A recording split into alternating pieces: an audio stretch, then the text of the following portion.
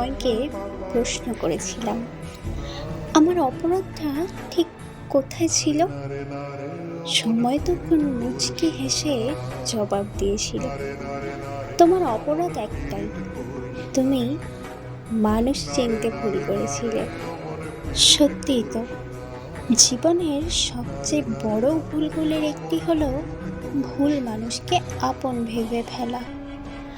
আমরা কাউকে নিজের ভেবে বিশ্বাস করি, হৃদয়ে জায়গা দিই, ভাবি এই মানুষটা অন্তত পাশে থাকবে, আমার অনুভূতির মূল্য দেবে।